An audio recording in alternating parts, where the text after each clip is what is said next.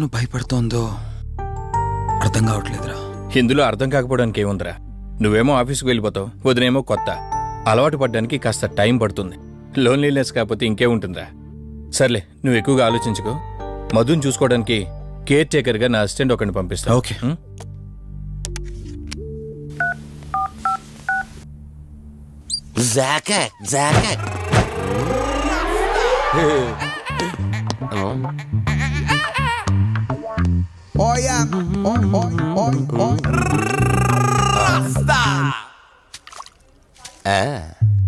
Rose rose rose rose piece అదిరిపోయింది. Sister, yes I love you. తరేకే style. I love you brother. Sister ఏం లా అన్న, నువ్వే ఏం లా రాస్కా. బ్రదర్ అంటే బ్రదర్, ఇది దీని వాటర్. డాక్టర్, 5వ వార్డులో పేషెంట్ కనిపించట్లేదు. సైట్ వచ్చిందేమో, కళ్ళజోడు. అది కాదు సార్, రేపు మీరు ఆపరేషన్ చేస్తారని తెలిసింది, అందుకే ముందే పారిపోయి. Good boy. వీడేంటి ఇలా ఉనుకుతున్నాడు? ఏసీ ఆపేమని గొడవ సార్. పేషెంట్లందరూ ఏసీ కావాలంటాడు, ఈడు మాత్రం ఆపేమంటాడు. ఏంటి ప్రాబ్లం? చలికి తట్టుకోలేడు సార్. వీడు ఇప్పుడే చలికి తట్టుకోపోతే రేపు పొద్దున్న నేను వీడికి ఆపరేషన్ చేస్తాను, వాడు ఖచ్చితంగా పోతాడు. వాడిని మార్చి రూమ్ లో పెడతారు, ఆ చలికి ఎలా తట్టుకుంటాడు? Good boy. ఆ ఫైల్ ఎవరిది? 7వ వార్డులో పేషెంట్. వాడు ఇంకా పోలేదా? మీరు ఇప్పుడే వచ్చారు కదా. వీడు ఒకడు ఫోన్ తీయడు. సంపు అసంపూర్ణేష్ బాబు. హాస్పిటల్ కదా అని ఎవడు నాకెదురొచ్చినా వాడికే రిస్క్, నేనెదురెళ్ళినా వాడికే రిస్క్. ఎందుకంటే ఇంజక్షన్ నా చేతిలో ఉంటుంది కాబట్టి. నువ్వు ఆపరేషన్ చేస్తే పేషెంట్లు భయపడతారేమో, నేను ఆపరేషన్ చేస్తే వాళ్ళ బంధువులు కూడా భయపడతారా? కబాలిడా. రేయ్, ఎవడ్రా ఇడు? కంగారు పడకరా, నేను చెప్పింది వీడి గురించే. ఆర్టిస్ట్ అవ్వాలని హైదరాబాద్ వచ్చి అవకాశాలు దొరికి ఇలా హాస్పిటల్లో అసిస్టెంట్ అయిపోయాడు. అప్పుడప్పుడు సినిమా డైలాగులతో మమ్మల్ని అందరినీ భయపెడుతూ ఉంటాడు. డాక్టర్, నువ్వు ఒక కళాకారుని కించబరుస్తున్నావు. సర్లే ఆపరా. వీడు నా ఫ్రెండ్. తనకు తెలిసిన అమ్మాయి ఒకళ్ళు మెమరీ లాస్ పేషెంట్. ప్రతిదానికి భయపడుతూ ఉంటుంది. నువ్వు తనతో పాటు ఉండి దగ్గరుండి తను జాగ్రత్తగా చూసుకోవాలి. దగ్గర నుంచి చూసుకుంటా, దూరం నుంచి చూసుకుంటా, వెనక నుంచి చూసుకుంటా, ముందు నుంచి చూసుకుంటా, కింద నుంచి చూసుకుంటా, పై నుంచి చూసుకుంటా, టోటల్ గా అమ్మాయి నేను ఉంచుకుంటా. ఐ మీన్ జాగ్రత్తగా చూసుకుంటా. రేయ్, నీ over action opera. Same to you. సర్లేరా, నువ్వు వెళ్ళు. వాడిని తర్వాత మీ ఇంటికి పంపిస్తాను. సిస్టర్, కార్ రెడీ చేయమనండి. ఇన్ని మార్చలే.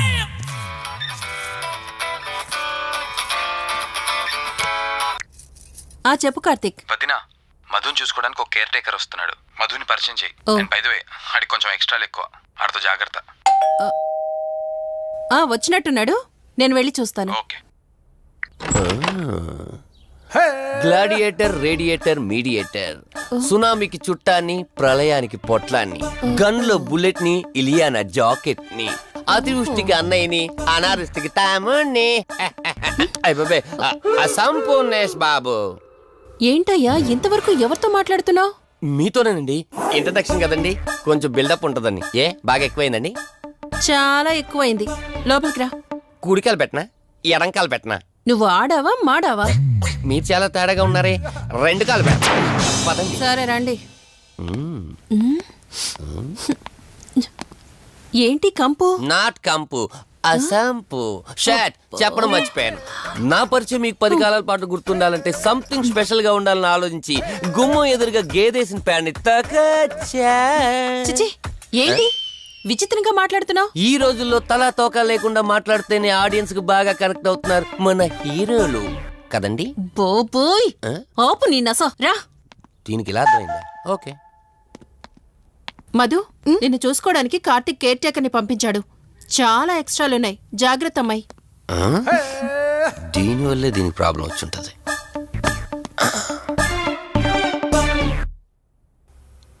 మధు అంటే నువ్వేనా? అసంపు. ఓ, నీ ఫేస్ చూస్తుంటేనే అర్థమవుతుంది నీ గుండెల్లో భయం టన్నులు కొద్దుందని. Don't worry, I am here, no fear. ఇప్పటి వరకు ఒక లెక్క, ఇప్పటి నుంచి ఇంకొక లెక్క. భయం దానెబ్బ, దానికి రక్త చరిత్ర, మరో చరిత్ర కలిపి చూపించేస్తా. వీడిలాగే అరుస్తూ ఉంటాడు, నువ్వు ఇక్కడ ఉంటే దడుచుకుంటావు. రారా. ప్రతి దాంట్లో ఎంటర్ అయిపోతుంది. ఫ్రెష్ అయ్యి వస్తాను. వీలుంటే కలిసి లంచ్ చేద్దాం. నాకు నాన్ వెజ్ బాగా ఇష్టం, వండమని చెప్పండి.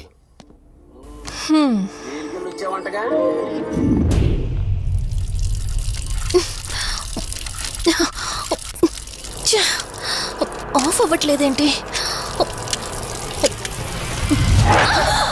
మధు, నువ్వెంత కట్టినా ట్యాప్ ఆగదమ్మా, అది రిపేర్లో ఉంది. మధు, నువ్వు తప్పుగా అనుకోకపోతే నీకొక మాట చెప్తాను. ఎవరు నమ్మినా నమ్మకపోయినా నువ్వు ఏదైతే నీడ వెంట పడుతుందని చెప్తున్నావో అది నేను నమ్ముతున్నాను. థ్యాంక్స్, మీరైనా అర్థం చేసుకున్నారు. కార్తీక్కి ఇలాంటి వాటి మీద నమ్మకం లేదు. నువ్వు తనతో ఏది చెప్పనంటే నీ సమస్యలన్నింటికీ పరిష్కారం నేను చెప్తాను. నేనేం చెప్పను. నీ మనసులో ఉన్న ప్రశ్నలన్నింటికీ ఒక ఆమె సమాధానం చెప్పగలదు. ఆవిడే దుర్గాబాయ్. నీకు అభ్యంతరం లేకపోతే నిన్నావిడ దగ్గరికి తీసుకువెళ్తాను. సరే. అమ్మా, ఇదిగో అమ్మా, రెడ్ కాయిన్ ఇక్కడుంది. అబ్బా ఉండవే. అమ్మా, లెఫ్ట్ తీసుకో. ఇదిగో ఇక్కడ నుంచి రెడ్ కాయిన్. అమ్మా, అక్కడ పెడితే వెళ్ళదమ్మా. ఆగమని చెప్పానా? నువ్వు నా మాట ఎప్పుడు విన్నావనమ్మా? కొడుతుందా అమ్మా, నువ్వు సూపర్ అమ్మా. ఎవరో వచ్చినట్టున్నారు, వెళ్ళి చూడమ్మా. సరే అమ్మా. హాయ్ కవిత. అమ్మా, లక్ష్మకి వచ్చిందమ్మా. లక్ష్మి, ఏమిటి ఈ టైంలో ఇంటికొచ్చావు? నీకెంత ధైర్యం ఉంటే నా ఇంటికి వస్తావే? ఇల్లెవరితో తెలీదా నీకు? దుర్గాబాయ్, నేను లక్ష్మిని. నీతో పాటు ఎవరిని తీసుకొచ్చావు? దుర్గాబాయ్, మాతో పాటు ఎవరూ రాలేదు. నేను మధు ఇద్దరమే వచ్చాం. కాదు, మీరిద్దరే కాకుండా మీతో పాటు ఒక నీడను కూడా తీసుకొచ్చారు. ఓ, అవతలికి పో. వెళ్ళమంటున్నానా? వెళ్ళిపో.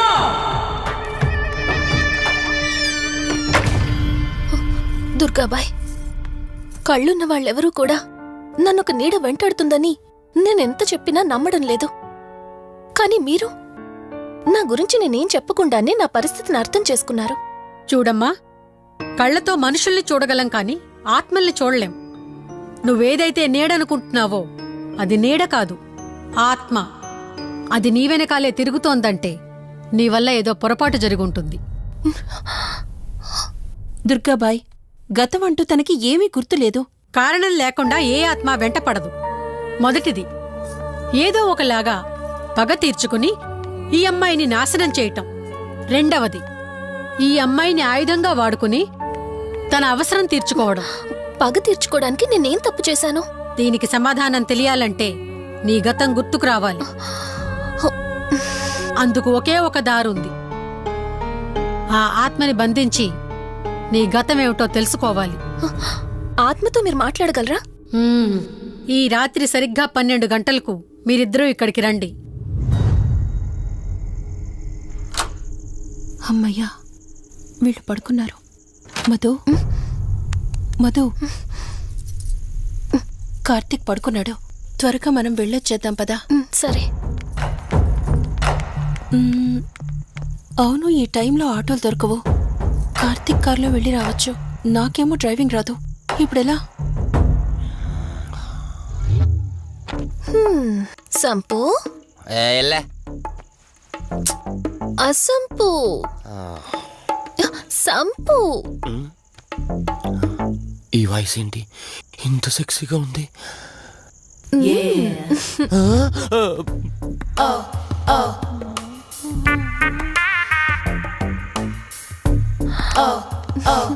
సంపు, నీకు కార్ డ్రైవింగ్ వచ్చా? వచ్చా, వచ్చు. అలా బయటికి వెళ్దాం, వస్తావా? నన్నే? అవును, నిన్నే. ఏ రావా? ఒక్క నిమిషం.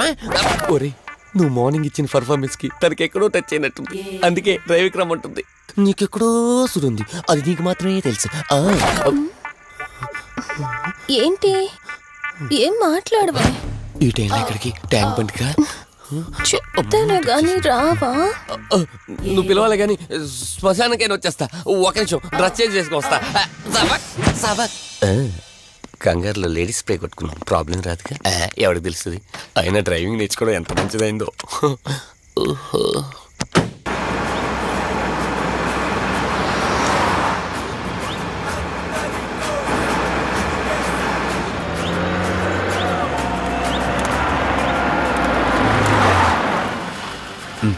ఈ టైంలో కార్ ఆగింది ఏంటి?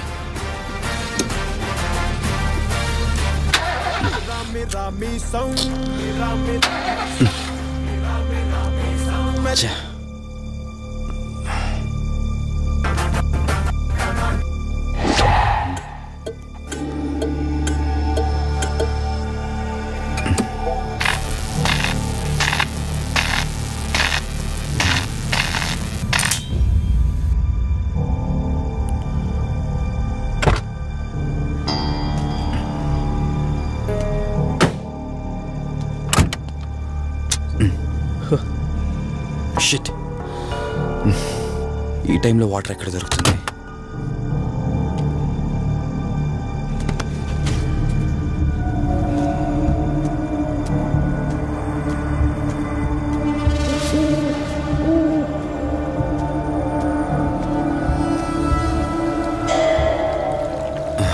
Thank God.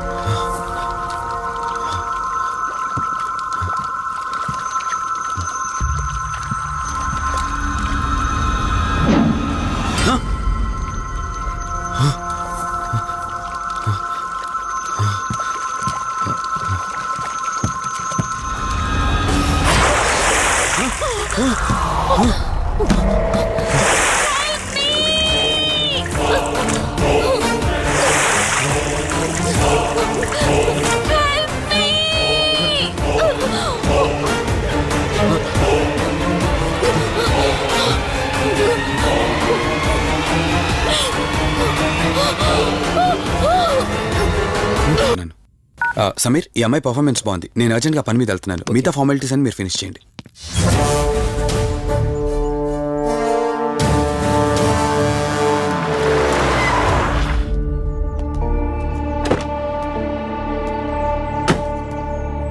అంకుల్, నేను చెప్పాను కదా, నా ఫ్రెండ్ కార్తీక్. Hello sir. ఇక్కడే కదా నీకు అమ్మాయి దొరికింది? అవును సార్.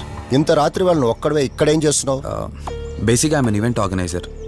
ఈవెంట్ ఫినిష్ చేసుకుని ఇటు వెళ్తుంటే అంటే ఇక్కడికి వచ్చాక నీ కారు ఆగిపోయిందంటావు? అంకుల్, వీడు నాకు చిన్నప్పటి నుంచి ఫ్రెండ్. వీడి గురించి నాకు బాగా తెలుసు. అలాంటి వ్యక్తి కాదు. కావాలంటే మా డాడీని అడగండి. నువ్వు చెప్పేది కరెక్టే కావచ్చు వాసు. ఈ ఒంటి మీద యూనిఫామ్ ఉందే దేన్ని పూర్తిగా నమ్మదు. ఓ పని చేయండి, రేపు పేపర్లో అమ్మాయి ఫోటో వేయించండి. తన వాళ్ళు ఎవరైనా వస్తారేమో చూద్దాం.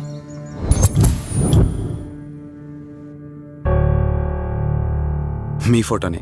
మీరు గతం మర్చిపోయారు కదా, మీకు సంబంధించిన వాళ్ళు ఎవరైనా వస్తారేమో అని చిన్న ప్రయత్నం.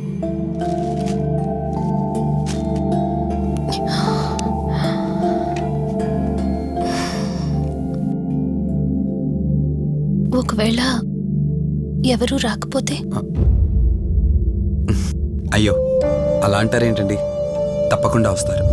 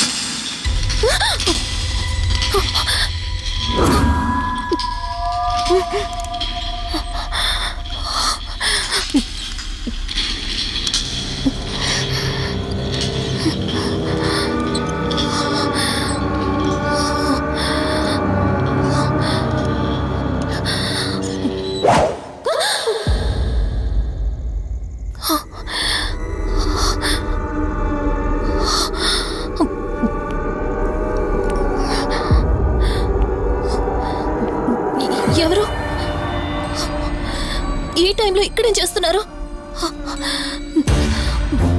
మిమ్మల్ని మాట్లాడేంటి?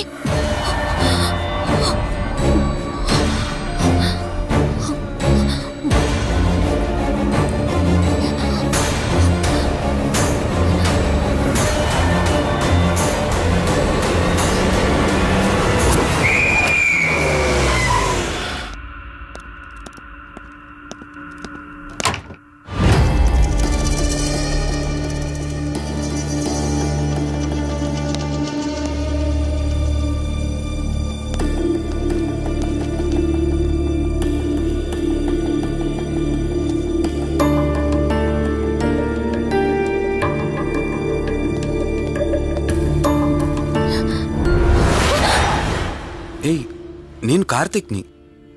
ఏం సడన్ గా అలా ఉలిక్కి పడ్డారు? భయంగా ఉంది కార్తిక్. ఏదో తెలియని భయం నన్ను వెంటాడుతోంది. కలని తెలిసినా మనసు నమ్మట్లేదు. ఇక్కడే ఉందామంటే ధైర్యం చాలట్లేదు. మర్చిపోయిన గతం కంటే నా ఒంటరితనం నన్ను ఎక్కువ భయపెడుతోంది. నన్ను ఇక్కడి నుంచి వేరే చోటికి తీసుకువెళ్ళగలవా కార్తీక్? భయంగా ఉంది కార్తీక్. మర్చిపోయిన గతం కంటే నా ఒంటరితనం నన్ను ఎక్కువ భయపెడుతోంది. నన్ను ఇక్కడి నుంచి వేరే చోటికి తీసుకువెళ్ళగలవా కార్తీక్? రే, నీకేమైనా పిచ్చా? ఆ అమ్మాయిని ఇంటికి తీసుకెళ్తానంటేవేంటి? ఆ అమ్మాయి ఎక్కడి నుంచి వచ్చిందో ఎవరో కూడా తెలీదు. రే, తను ఎవరు ఏంటని కాదురా. నువ్వైతే డాక్టర్గా తనని ట్రీట్ చేసి డిశ్చార్జ్ చేస్తావు. ఆ తర్వాత తను ఎక్కడికి వెళ్తుంది? ఇప్పటికే పేపర్లో యాడ్ ఇచ్చి చాలా రోజులవుతోంది. వాళ్ళ బంధువులంటూ ఇప్పటికొచ్చి ఒక్కరు రాలేదు. నువ్వు కూడా బంధువు కాదు కదరా, అనవసరంగా రిస్క్ తీసుకోకు. చూడు, నేను సిఐతో మాట్లాడతాను. రేపే అమ్మాయిని స్వచ్ఛంద సంస్థలోనే జాయిన్ చేస్తారు. ఆ తర్వాత ఏం చేయాలన్నది కూడా వాళ్ళే ఆలోచిస్తారు. ఇందాక నువ్వు అడిగావే బంధువా అని. హెల్ప్ చేయడానికి ఎటువంటి బంధం అవసరం లేదురా. ఆ రోజు ఆ అమ్మాయి నా చేయి పట్టుకున్నప్పుడు కొన్ని వందల ప్రశ్నలు పుట్టేరా. కానీ ఎప్పుడైతే ఆ అమ్మాయి కళ్ళలోకి చూశానో ఆ ప్రశ్నలన్నీ మాయమైపోయాయి. ఇలాంటి పరిస్థితుల్లో అమ్మాయిని ఒంటరిగా వదిలేసి చేతులు దులుపుకోవడం నాకు ఇష్టం లేదురా. రే, ఫ్రెండ్గా చేయగలిగితే నాకు హెల్ప్ చేయి. ఆ సీఏతో మాట్లాడి ఎటువంటి ప్రాబ్లం రాకుండా చూసుకో.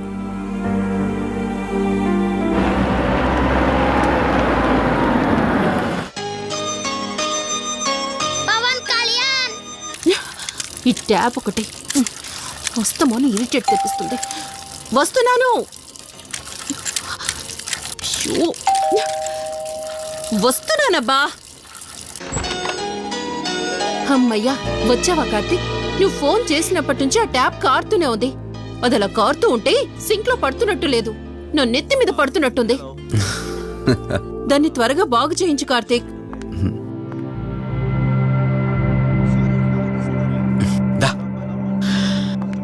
నేను చెప్తూ ఉంటానే, తనే మా వదిన. అన్నయ్య ఎప్పుడు ఫుల్ బిజీగా టూర్స్ తిరుగుతుంటాడు, కానీ మా వదిన మాత్రం నన్ను సొంత కొడుకులా చూసుకుంటుంది. ఇంతకీ అమ్మాయి చెప్పలేదు కదా, తన నా ఫ్రెండ్. హాస్పిటల్ పని మీద వచ్చింది వదిన. తన పేరు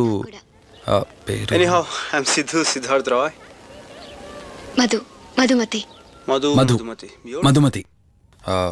కొన్ని రోజుల పాటు మన ఇంట్లోనే ఉంటుంది. సరే, తనను పైకి తీసుకువెళ్ళి రూమ్ చూపించు. సరే, నువ్వు వెళ్ళమ్మా. రా.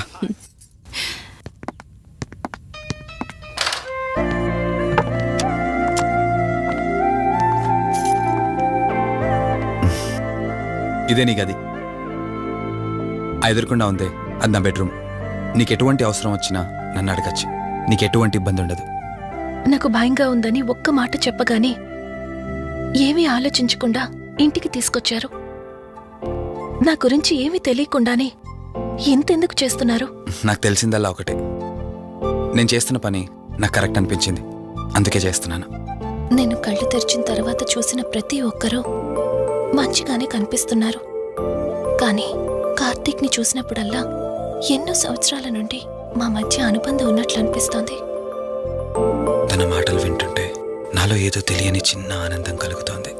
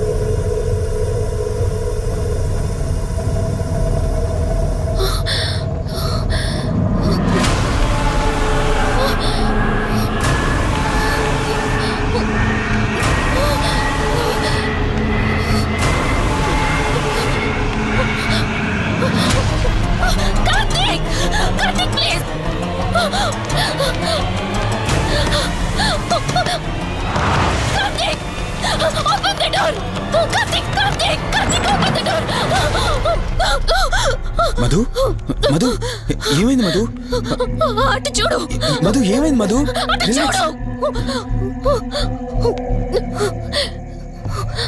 చూశాను, అక్కడేం లేదు. కావాలంటే నువ్వు చూడు మధు. నేను చూశాను, కావాలంటే నువ్వు చూడు మధు. చూడు మధు ప్లీజ్, అక్కడేం లేదు. ఒకసారి చూడు. చెప్పాను అక్కడేం లేదని. నువ్వెందుకు కంగారు పడుతున్నావు? అయినా అసలు ఈ టైంలో బయటికి ఎవరు వెళ్ళమన్నారు? అది బయట ఏదో తలుపు కొట్టిన శబ్దం వినిపిస్తే. మధు సరే, నీకేదో శబ్దం వినిపించింది. అయినా నీకేదో డౌట్ ఉంటే నన్ను పిలిచుండాల్సింది. అసలు ఒక్కదానిపై బయటికి ఎందుకు వెళ్ళావు? సర్లే, ఇక్కడ నుంచి ఏమైనా ప్రాబ్లం ఉంటే నాతో చెప్పు, సరేనా? Cool, everything will be all right. పద వెళ్దాం.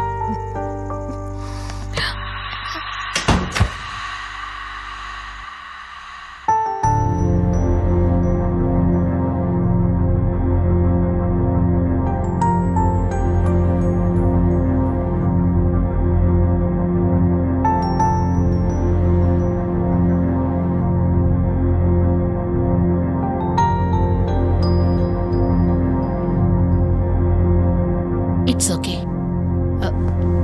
మీరు కొంచెం బయట వెయిట్ చేయండి.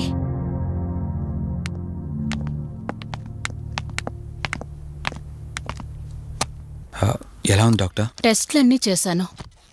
Mental status, calcium levels and liver troubling, ఎందులోనూ ఎలాంటి ప్రాబ్లం అయితే కనపడలేదు. రిపోర్ట్స్ అన్నీ నార్మల్గానే ఉన్నాయి. మరి ఎందుకు భయపడుతున్నట్టు డాక్టర్? అదే నాకు అర్థం కావడం లేదు. లాస్ ఆఫ్ మెమరీ పేషెంట్స్ని చాలా మందిని చూశాను, బట్ షీఈస్ డిఫరెంట్. ప్రస్తుతానికి కొన్ని మెడిసిన్స్ అయితే రాసిస్తాను. షూర్. వాడి చూడండి. డెవలప్మెంట్ ఉంటే ఓకే, లేదంటే ఫర్దర్ ట్రీట్మెంట్ ఏంటన్నది తర్వాత ఆలోచిద్దాం. Okay doctor. Thank you doctor. Okay. వదినా బయలుదేరదామా? చెప్పరా వాసు. రేయ్, అర్జెంటుగా బయలుదేరి నా హాస్పిటల్కి రా. ఏరా, ఎనీథింగ్ సీరియస్? అలాంటిదేం లేదు, నువ్వు ముందు బయలుదేరా. సరేరా, వస్తున్నాను. వదినా, మీరు తనని ఇంటికి తీసుకెళ్ళండి, నేను వెళ్ళి వాసును కలిసేసి వస్తాను. సరే. ఎరా ఫోను నువ్వు? ఏంటి, నన్ను చూడగానే ఫేస్లో ఎక్స్ప్రెషన్ చేంజ్ అయింది? కొత్త కాపురం ఎలా ఉంది? అంతా హ్యాపీయేనా? కొత్త కాపురం ఏంటి సార్? నీ హీరోయిన్ని ఇంటికి తీసుకెళ్ళావంట కదా. అంకుల్ ప్లీజ్, వాడు అలాంటి వాడు కాదని నేను మీకు ముందే చెప్పాను. మీరు అనవసరంగా అనుమానిస్తారు. సరే సరే, నేను ఎందుకు వచ్చానో ఇప్పుడు నీకు చెప్పలేదు కదా. ఆ అమ్మాయి డీటెయిల్స్ అన్ని స్టేషన్స్కి ఫార్వర్డ్ చేశాను. కేసు ఫైల్ చేసి 5 days అవుతున్నా ఇంతవరకు తన సంబంధికులు ఎవరూ బయటకు రాలేదు. సరే చూద్దాం, వెళ్ళొస్తాను. ఇంకో 5 days వెయిట్ చేస్తా, తర్వాత నీతోనే స్టార్ట్ చేస్తా ఎంక్వైరీ.